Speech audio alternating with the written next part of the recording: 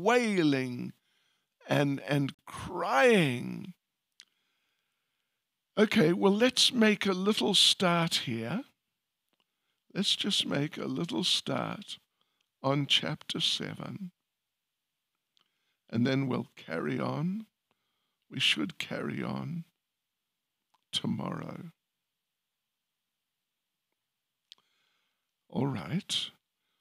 So, okay, the first section is from verse 1 to verse 11, is it? Anyway, maybe verse 1 to verse 6.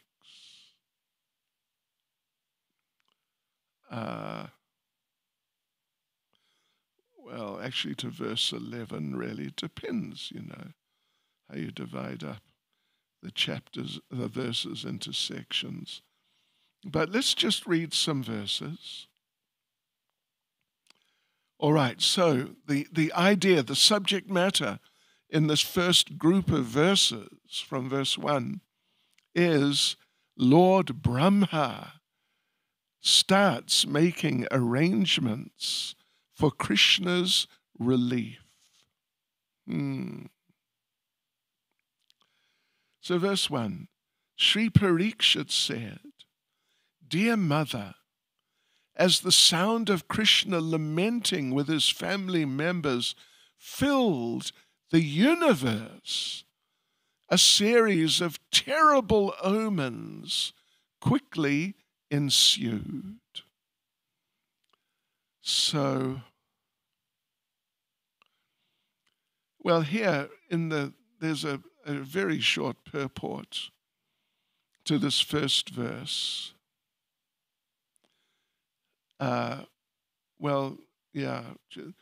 This is now just one part of it.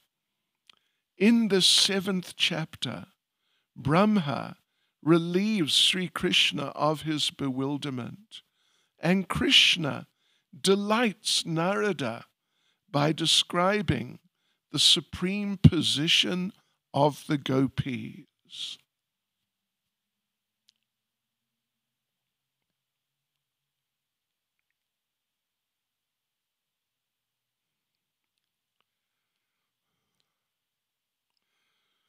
Verse 2, because four-headed Brahma could find no one else to explain the cause of these omens, because we read in the first verse that as the sound of the crying filled the universe, a series of terrible omens began.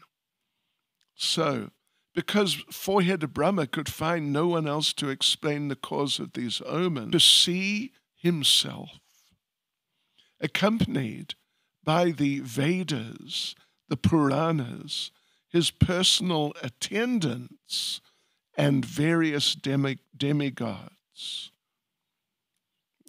So, well, Brahma, of course, we all know, we've all heard of Lord Brahma. He's such a big, important man, and he's so learned. He's Adi Kavi, the original poet or the original knowledgeable person instructed by Krishna through the heart. So being such a learned person, he chooses his advisors very, very carefully, and his advisors are the Vedas, Puranas, and, well, mainly the Vedas and Puranas, and they all live in his court with him, and they're all always ready to offer counsel. Verses 3 and 4. Brahma found his own father and spiritual master, the original Narayan, in an unprecedented state, distressed by love for his beloved devotees. Seeing the Lord thus boldly revealing his true greatness, normally hidden, Brahma was astonished. For a moment, he too lost his gravity and began to cry.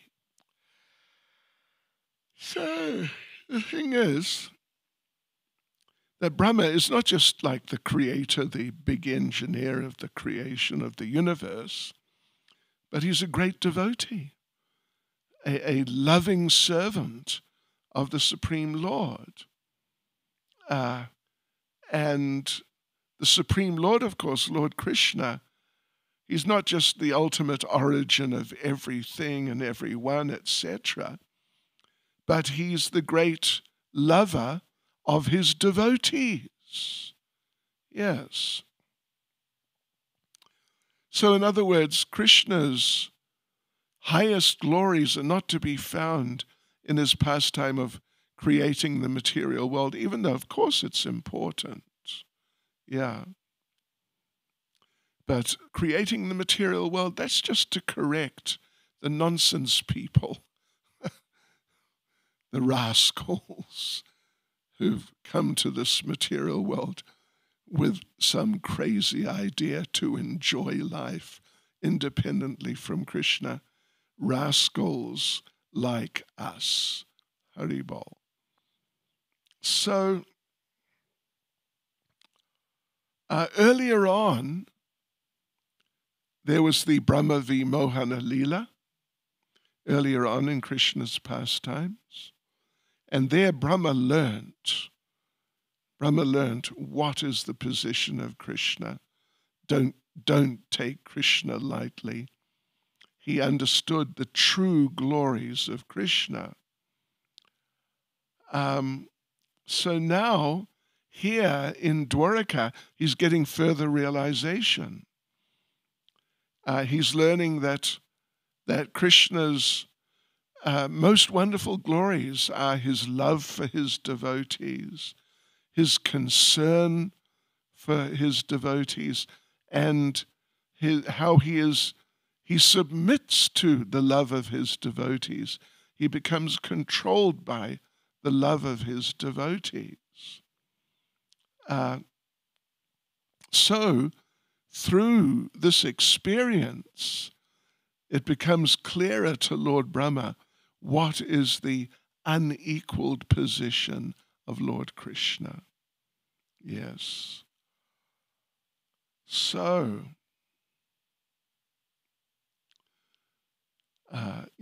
so seeing Krishna in such a condition, displaying these qualities, not just displaying, but overwhelmed by these qualities completely, then Brahma lost control himself and he began to cry. With difficulty, Brahma brought himself under control and started thinking of how to restore the Lord to normal. Then an idea entered his heart. It becomes interesting. It becomes so interesting.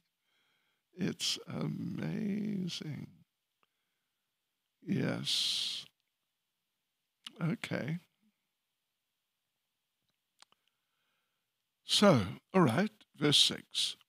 Crying at the Lord's side was Garuda, the son of Vinata. Garuda's intention was hard to get, but after calling to him loudly for some time, Brahma succeeded to get Garuda's attention. Brahma then spoke. Now this is amazing. Fasten your seatbelts, devotees. Sri Brahma said, there is another Sri Vrindavan here, between Raivata Hill and the sea. And Nanda, Yashoda, and others are present within it, in replica images, with similar herds of cows.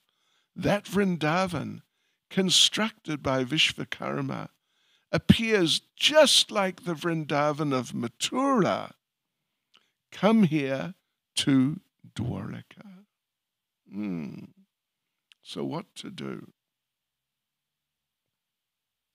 So carefully take Krishna and his brother in their present state and gently carry them there. But only Rohini should go with them, no one else. So Lord Brahma wants Garuda to take Krishna and Balaram to this Nava Vrindavan, it's called. It means New Vrindavan, which is there in at least sort of the area of Dwaraka.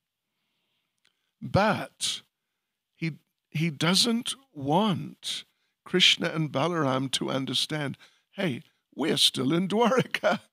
This is just a replica.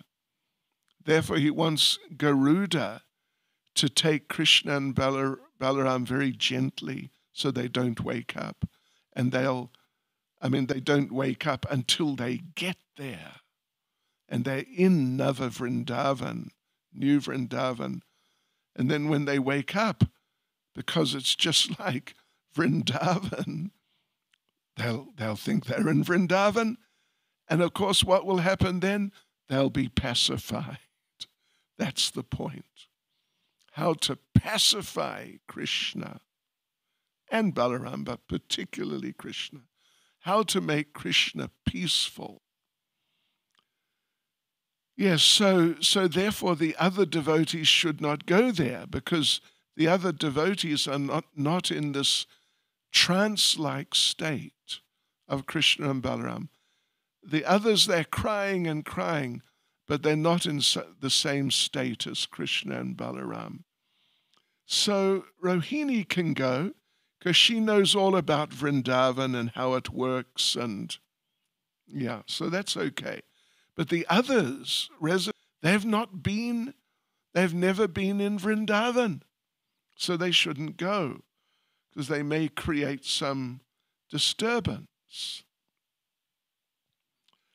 So this Nava Vrindavan, New Vrindavan, was constructed by Vishvakarma, the architect of the universe.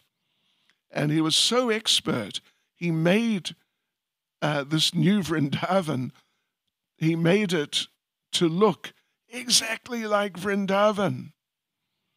But he couldn't make the bridge buses. He couldn't make living bridge buses. That was beyond his skill. So therefore, living ones. Therefore, he made statues. So they're statues of Radharani, Nanda, Yashoda, and so on. Yes.